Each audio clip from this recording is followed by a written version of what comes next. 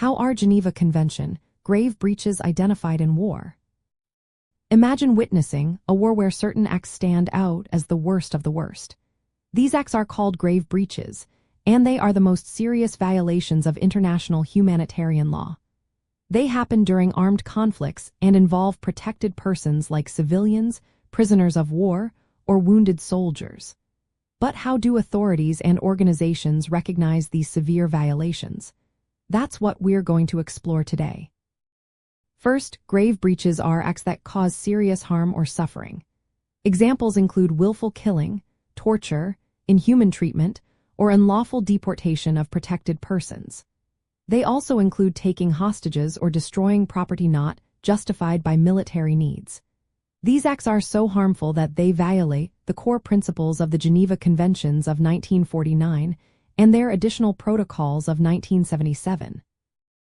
To identify a grave breach, one must look at who was targeted and what was done.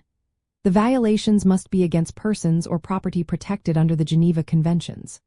For example, attacking civilians or medical personnel or mistreating prisoners of war are clear signs of grave breaches.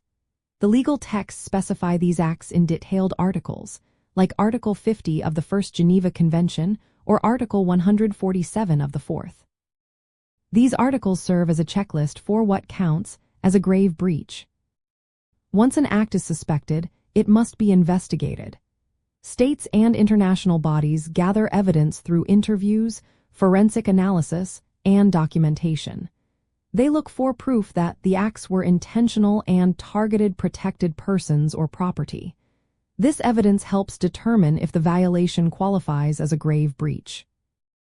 Another key point is that all parties to the conflict have a duty to act. If a grave breach is identified, the countries involved must search for the suspects and either prosecute them or extradite them to a court that can do so. This obligation is called universal jurisdiction, meaning any country can take action regardless of where the crime happened or who committed it.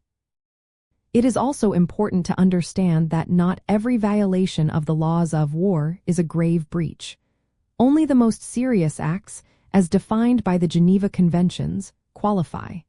Lesser violations might be addressed through different legal channels. In summary, identifying grave breaches involves recognizing acts that cause serious injury or suffering against protected persons or property, gathering solid evidence, and ensuring legal action is taken. This process helps hold perpetrators accountable and protects civilians during times of war.